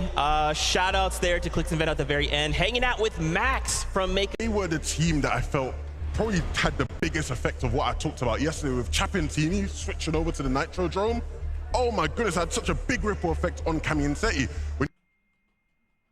overnight. Yeah, we had a lot of those zones kind of flowing north as well, right? So a lot of those southern teams actually like to sit in the storm, and with Chapentini there, right? Them being unpredictable in terms of being there kind of messes up that rotations for a lot of the teams that are to the south. Difficult situation to say the least. Finally, Clix and Veno kind of rounding out our duos here once again. They've been hot and cold, right? And they've kind of been put into these situations where they've been in these shambles situations. However, they've had time to go back to the drawing board. What do we expect in day 2? That you kind of brought that up, Zeke, because if there was anybody that was hitting the VODs, hitting the replays, looking for something to exploit, it's the guy right there on your screen. Veno was looking for something. Levin, did he find it? I mean, I hope he did. I hope he did. I mean, you guys are going to have to show him some more love. Can we make some more noise for Veno? There we go. There we go. Look. These two, it's been a tough sort of tournament for them because coming in, they were the favorites for a lot of people, and understandably, things look so clear-cut for them. The switch up and being contested makes things awkward, and so hopefully now they've sort of got more of an idea of how they need to play with the loot they have and the timings that they have coming out of that spot, but I can't imagine it'll be easy even today. Yeah, no, I mean, crowd, you guys absolutely need to be cheering on Clix and Veno. You can see it on Veno's face. He's locked in. He's here on a mission. And now they just have to execute their plan. We're getting closer and closer to kicking off day number 2. As we kind of prepare ourselves, is there maybe something you guys are hoping to see here in game number 1? Is it some crazy strategy? Is it, let's just all fight, everybody go fight Peter Bot Pollo, try and shut him down, let's have a normal game for once? What is it? Man, what do I want to see throughout these 6 games in general? I just want to see some good Fortnite, right? There were moments yesterday. I think one of the biggest ones that everybody's kind of been pointing out is the Swizzy 1v2. Heck it, let's have 1v2 in every single one of the games today, right? Keep those end games spicy. I mean, me personally, I ain't praying on their downfall or nothing, right? Okay. But it would be nice for Peter Bot and Pollo to have a slower start so we could have more of a competition. I'd like to see it be close by game 12. Okay, all right. I think that's fair. I'll just rewrite the script super quickly before we do that. But Fortnite fam, it is that time. Game number 7 is prepared for us. So let's send it on up to Monster D-Face and the best taco to take us in. Yeah, listen, I'm with you. The script, we got to go ahead and adjust that bad boy for day 2, of course. There's 6 more games here. Yeah, and exactly, and I mean, I know it's really easy to get caught up in that point disparity that Peter Bot and Pollo have established, but again, the 1.5 times multiplier makes anything possible. And we've already heard a couple of pretty popular duos, some strong teams say that they're ready to challenge here in match 7.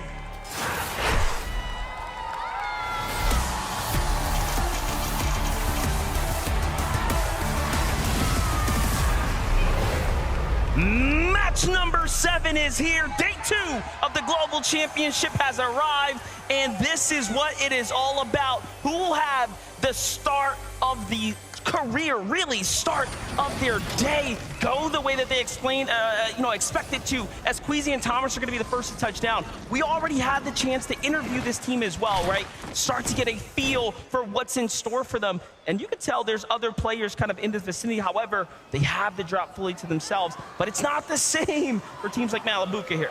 Exactly, Restored Reels has definitely been a pretty popular hot contest here between Malibuca, Merstash, and the Power Boys from Oceania, Alex and Worthy. Worthy, though, managing to find a shield potion off rip, could definitely bode fairly well. And surprisingly calm start for both of these teams. They've got enough distance between them that they'll both have an opportunity here to loot things out and see how that next engagement really goes. Much different than what we saw in days previous. Meanwhile, Peter Bot and Pollo also seems like there's a little bit of a different strategy going down here. Yesterday, Peter Bot and Pollo would have already probably had 2 eliminations come the drop here. However, they are still at 0, but jumping on over to that conversation of Malibuca and Merstash, game 1 jitters, more like game 7. However, things are off to a fast start for Power Alex and Power Worthy. They get the tags, and they find more onto Malabuka. Already, it's looking excellent for the Team Power boys.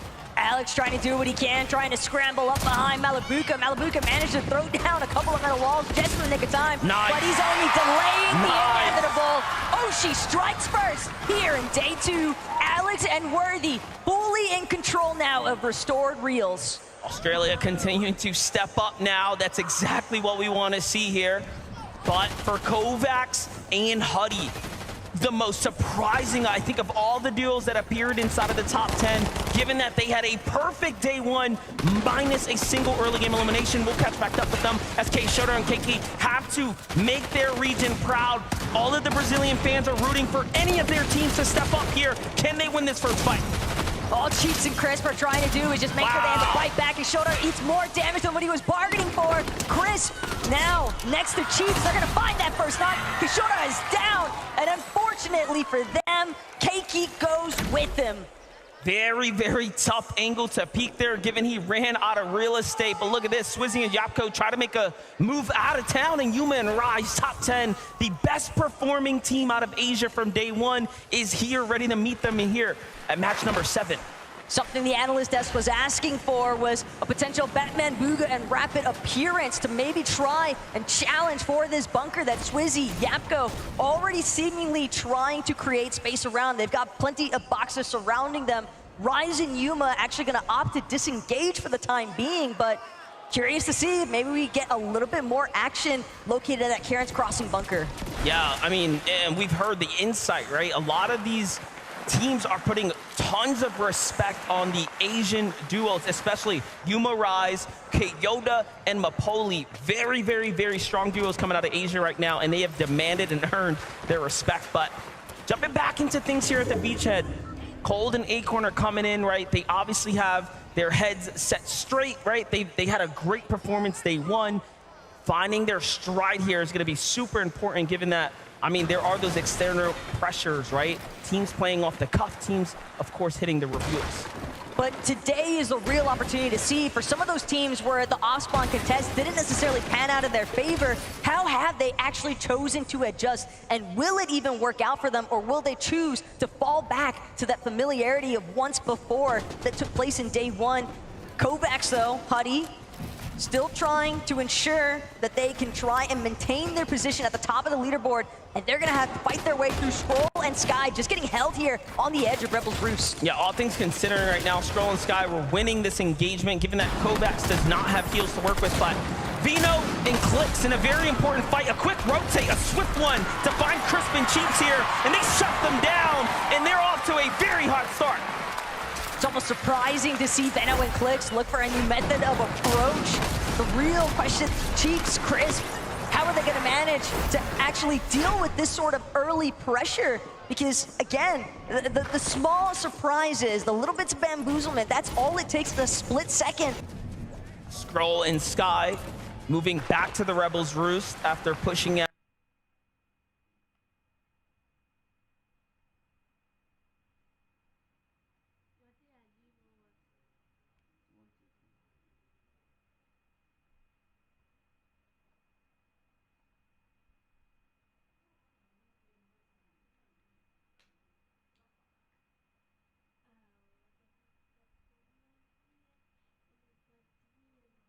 Out Huddy and Kovacs there.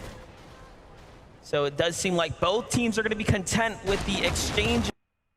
Getting that setup online. Quick preview, though, of what Chapentini have been dealing with, and it's actually Oshi, but Worthy, unfortunately, not going to be able to stand tall this time. Very tough team to go against. Chapentini, who won game number 1. Clearly, they have a stride about them that has been shown here this weekend.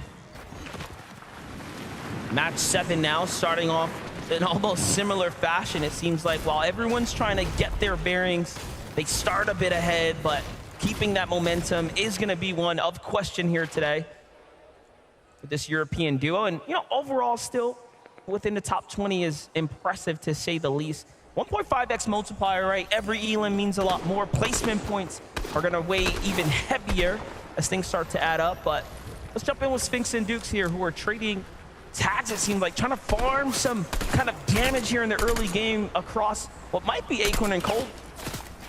Right now, Sphinx and Dukes, they're just taking full advantage of applying a little bit of pressure onto the teams at Redline Rig. Keep in mind, if they do get a successful shield crack, they could always look to just try and turbo aggress. They've got that flaming boost tube right next to them, and Sphinx just seems to be prioritizing exclusively the surge tag damage threshold control. How impressive of Swizzy and Yapko to survive the drop. Trashy threats, Peterbot Boyo. A lot of action down at the raft, so it is, of course, in their best interest to get loot and hit the road, quite honestly. You don't want to stick around there, given what can be in store. Kazi and Aspect clearly didn't want any more of that action as well, as they've moved somewhat north here to try to make the best of their strategy. But look at what happened. It's kind of causing this very congested area here. Ultimately, when the Storm Surge turns on, most of these teams that have created these new adjustments will end up clashing in much different circumstances. And well, that's the thing, because teams can review, teams can try to make those adjustments and implement new strategies, but how much of it is actually going to be structured around what you were engaging with in day one, as opposed to the other adjustments that similar teams, similar mindsets, everybody is looking to try and change things up here, at least if day one wasn't working out in their favor. Yeah, Baka Paros, we saw finding some knocks there in the feed on teams nearby, but couldn't confirm their elimination, so their damage must be ranking up nicely. Meanwhile, Vico and Flixie have a bit of a position here over the opponents. Talk about fights for the Forecast Tower. The card is in the hands of Bryce and Bolt, whom are just outside of it, so if they want to activate it, they will have to fight their way through this duo. At the same time, though, Clone and Kramzu might be enough of a distraction factor. Bolt and Bryce are going to look to retreat just a little bit further east from where the Forecast Tower is currently at, but Vico and Flixie know that they've got the prime real estate currently. They don't want to allow for Bryce and Bolt to get a complete freebie for this Forecast Tower, but they might not have a choice, and even further still in the horizon, Thomas HD, Queasy, slight surge base on a hill just outside of Reckless Railways, but more importantly still, Thomas HD, he was on fire all day yesterday, especially with that Monarch pistol. And we saw moments where he was clutching up, perfectly timed there, back-to-back tags. This is the highlight you were just talking about, Taco. I mean, Thomas HD is a sniper with anything in his hands that does big damage. If it's got a scope, then Thomas HD is going to be an absolute fiend with that weapon. But Bugha, Aviv, another one of our team's big fan favorites here, of course, but also just knowing that they need to try and develop some form of a new strategy. Even bumped into Aviv in the elevator earlier on today here at MDF and asked them, hey, we're looking at the comeback, and he's like, well, I hope so. And it could start here. They've already got one elimination onto Danath. It's just Tinka trying to keep his duo's hopes alive, but Bugha and Aviv, they struggled a decent bit with their surge damage, so this could be a big opportunity if they're able to pinpoint where Tinka is at. And they don't look like they want to let him go. I'm looking at the map, though. There's a team moving in very fast here from the south now, so other opinions are going to be thrown into the conversation here. It's Asia's Job and Michael, who have now started sliding their way towards the Doom's Courtyard. So anything really can happen. It'd be wise for Bugha and Aviv to possibly make a move now, but of course, it's day two. Strategies are being put to the test. But Job and Michael need to be careful with the way that they're crouch walking around that rooftop. Doom's Courtyard sitting at a slightly lower elevation than some of the POIs surrounding it. And there's a high possibility a team in a surge base happens to be looking around, see some freebie opened up shots. Players not protected from behind because they're too fixated on trying to get this surprise opportunity onto Aviv and Bugha. There's Koyota, Mipoli, Kovacs, and Huddy. A lot of teams looking to set up an ambush at the moment. Gotta love this strategy here. We haven't seen too many big plays coming out the bush just yet, but doesn't mean even a top-tier professional won't get caught off guard, given that we've seen anything happen here on the desk. But there's just no foot traffic here, given that the zone is pretty far north, it seems, north-northeast-ish at the moment. problem, though, for Kovacs and Huddy, since they were forced out of Rebels Roost, they didn't actually have that time, that opportunity to properly farm out some of those much-needed hard materials. Their mat count looking a little bit grim, given the current circumstances. It's going to be hard to try and control your own mid-game. That materials to back it up is Ed. Persa tracking down solo in Nathan, but no backup this time in sight for Nathan. Persa on the move right now. Ed pressing hot on the walls here. Nathan trying to escape. It's not looking good for Nathan or CCB. Into the box. Persa goes with Ed. Well played for them, and the Brazilian commentators are popping off on the desk right now for the Brazilian region. You love to see that for Ed and Persa here. A lot of these players also looking for those confidence, the momentum swings that could make all the difference for these next few matches. Clear up day number 2 here. Chicho, just strong connections off of that Monarch pistol. Meanwhile, Vico, Flixie find themselves a little bit of an aggressing situation here onto Clone, but with a team that knows Reckless Railways as expertly as Vico and Flixie, this split approach, they've managed to sandwich Clone in between them, and it looks like Kramzu might also be caught in the thick of it, but I like this pincer maneuver technique coming out of Vico and Flixie. Yeah, it's working very well, but if this duo of Kramzu and Clone decide to collapse on one or the other, it can spell disaster, so we'll have to see what happens here. This is, of course, the Reckless Railways, though. This is their home turf. Armored wall comes down. This is not good for Vico. I was going to say, they've cut off his backup. Flixie, look, has to work all the way around, and now he has to actually back off here, so definite mistakes being made right now. Forced to cap off HP here, given that he'll have to play this one out by himself for a couple of moments. Meanwhile, still a lurking duo nearby in CR's Michael and T1 Job there. Anything can happen, but look at how Vico unfortunately gets caught off and out of position. There's a lot of trust that's implemented into that split technique, but more importantly still, Clone and Kramzu, they're still having to fight their way out of the Reckless Railways. One elimination might not be enough. Our international regions fully understanding they're gonna need more points to make their way up on the leaderboard standings. And Kramzu, Clone, they've still got their eyes on the prize, I believe, but Job and Michael are not making it easy. Instead, they're gonna track down Flixie, catching him from behind. That's a big pickup for Job there, saving his teammate's life. CR Job, T1 Michael coming in, finding eliminations here. Clearly a new strategy being deployed for this duo here, given that yesterday was such a struggle for this team to get their feet off the ground.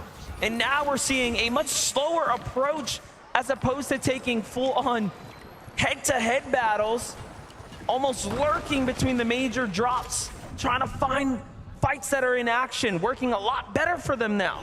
But the bigger picture here at DF is that when you've got our third place team going out this early on into the match, no placement points secured, and that is a massive deal because it gives so much opportunity. It opens the door for everyone else to try and squeeze their way inside of it. Kramzu back against the wall, trying to see if he can work this way out, but it's not gonna be enough. Michael with the collapse, clean elimination, and that's gonna be 3 in total for Job and Michael. We're seeing why this is a team that had their dominating run on the region. Again, the Asian duo coming up, really making adjustments to their strategy. It's one of the best parts about the day 2 format that we don't get to highlight enough, right? The teams that come in and start to adapt is what makes it so crucial to really pay attention to what is changing around you. But for Peterbot and Pollo, not much has changed, given that they have continued to key their way into the Rift Island. This time, though, met with a lot more resistance. It's about the weakest we've seen them coming into mid-game, and I mean, it makes sense. You have Zagu up top here with Shadome and Vidil and Reason here. Very strong teams, very low on the surge here for Pollo and Peterbot. I mean, everyone might just get what they've been looking for, a potential early exit here. Oh, that was a little bit of a whiff there out of Pollo. Was probably hoping to fully connect, but Pollo, he finishes what he started, gets Reason in the process, but finds himself getting immediately gobbled up by Vidil. And now a serious 1-versus-1 situation, but keep in mind, there's so many other teams surrounding Rift Island. Peterbot, he's just hoping that he can get the revive off. Talk about an incredible save here, but Badiao's not gonna make it easy here. Armored walls are coming out. Peterbot is desperate and boxed up right now. Zagu is also just above, putting in a couple of shots here, but things are gonna slow down.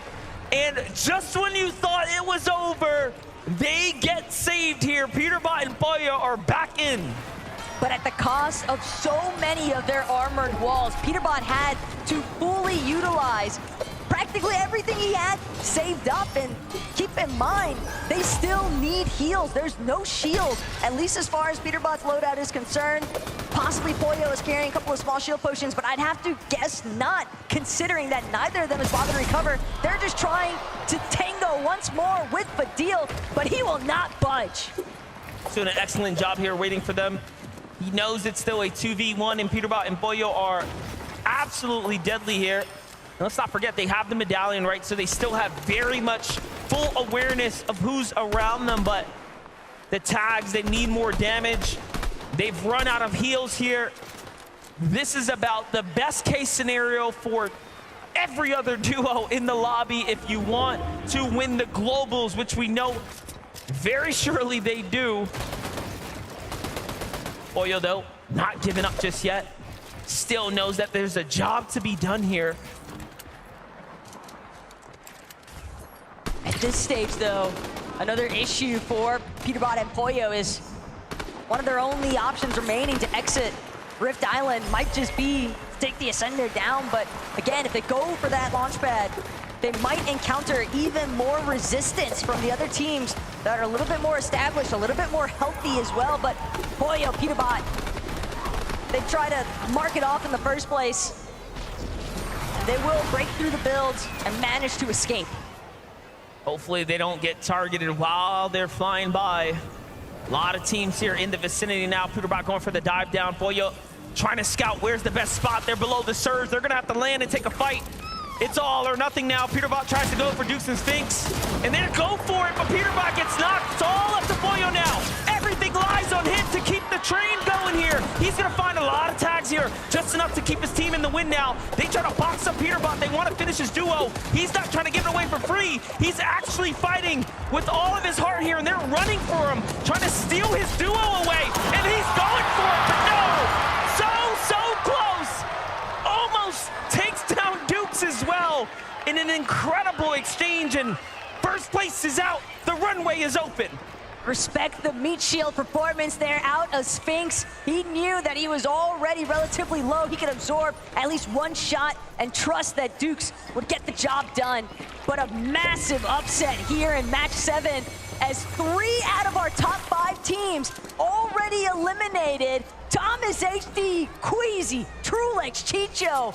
Now is your chance to surge upwards. Agers is solo at the moment inside the zone, but we gotta get the update here from Queasy and Thomas HD, who have been working their way up slowly, steadily, looking to manifest this global championships victory right before their eyes here. The tags are great from Thomas. Things are really starting to ramp up now, and we know what they're playing for, and that's that victory. We saw it in the interviews. They just want to take height. At this stage, if they've had a chance to witness what's been going down inside of that elimination feed, Thomas HD and Queasy exclusively need to focus on their own game, just playing things out as if it's any other match. Pretend like all these other teams in the top 5 are still in the lobby, because that's what's going to give them in the mindset to stay for their best performance. There's a lot going on right now, given that the zone's starting to develop here. It's not just high ground being held. There's also big names clashing all around us here. Take a look at how Vino jumps in, takes down Paper in the highlight. Possibly then Victor V back-to-back, but it wasn't over yet. He gets met with a crushing defeat to the hands of Quanti and Gone. The overhead view doing an excellent job at highlighting. There's practically nowhere left to hide. Everybody is stuck on even ground just about. And what I want to see, MDF, is whether or not, Queasy and Thomas are going to be able to successfully make their stake on height. Trulex and Chicho box on the low ground directly underneath them. And if these Titans clash, one or the other could potentially fold. Well, here's the thing. Thomas HD and Queasy are two of the, again, only players left in this lobby that will notably challenge height every single time. Most of the competition that would otherwise do that is not in this lobby. I do anticipate a runaway scenario here. However, Brazil, King and FaZe hopping across, yet not even close enough to challenge up for high ground. So there's very little teams that would actually have the heart to go up unless coming into day 2, they've decided to shift strategy. And that was a pretty risky jump forward as well from King and FaZe, because the way that Thomas HD and Queasy have been spraying at other teams, you've got the indication that they likely have an assault rifle, so it's a lot more difficult to make those jumps from the high ground off the Flowberry Fizz, heading towards front side of the next zone. But Sphinx, Dukes, we saw them shut down our first place team on the leaderboard already here today. They're hoping to see if they can transition this into a victory royale of their own. Sphinx and Dukes through Elims. Hard eyes on the prize right now as Reese trying to slip his way from the storm line into the safety, but unfortunately is going to fall there in 19th place now. Very well within the top 20 here, as there's a lot of placement points to be earned. This is a 1.5x multiplier for everyone tuning in right now. These games have significantly more weight than yesterday's round. If there's a day you want to perform, it is here and it is now. Queasy and Thomas still working their way. Look at this build. They are willing to commit heavy material, heavy resources to hold high ground. And what's one of the most impressive aspects of Thomas HD and Queasy's run is that they've been doing all of this without a forecast tower. They are just sheer commitment at this stage. Thomas HD continuing to try and prevent players from getting anywhere near that secondary height even, as Cooper forced to just utilize the medkits, playing from the backside of the storm and zone in general, but only a matter of time before he's spotted out as a solo. Just a complete shakeup with the teams we're seeing alive right now as well. Bryson Bolts keeping up the momentum from where they left off in game number 6, carrying it straight into game number 7 now. A near top 10 for Bolts here, but he will have to fight someone on the outside of zone. Trulex and Chicho, meanwhile, just running game here on the mid ground. Now looking to jump down to low. They have enough mats to do so, cutting off their opponents here. There's a lot of reaction coming here, though. You have Asia on one side of the wall, OCE on the other, fully boxed in now. They have to be careful. There's no way out. Trulex and Chicho might have signed themselves straight back to the lobby accidentally now. Oh no, having to heal here. Chicho gets caught out. One false mistake, and it will come back to haunt you here. But high ground. Scope, Queasy, Thomas HD. They could tell FaZe for a moment. He got a glimpse, but he won't actually get a taste of what the high ground is like. Queasy now going to be the first to drop. He's continuing. He knows he needs a refresh. He wants more material. If he can find an elimination, if he can play the disturbance factor, he can prevent anyone from having the potential to threaten Thomas HD's current position. Thomas HD, in fact, alongside Queasy, just going to continue to try and secure as many eliminations as possible. We are witnessing greatness right now as Thomas HD and Queasy are putting on a masterclass from the high ground here. Doing a very good job now securing eliminations, starting to rack up. Queasy will have to get those mats there. Has to jump to the tree. He sends Thomas HB down. They're starting to start cutting off the teams here. Completely new duos in the conversation as well. It's Zagu and King and FaZe now. That's all that's left in a clean 2v2 here. But the zone pull, Thomas HD and Queasy, they made it to the top of the hill. FaZe is going to manage to find his way up. Thomas HD instantly puts him down. Queasy with the cleanup as well, and a victory royale finish. We expect it, and now they're performing from the interview section all the way in to the first match here of the day. What a way to start the competition today. I mean, take high, don't die. It's that simple. I love that. It's a man of few words, but you know what? They mean a lot. They pack a punch. Thomas, today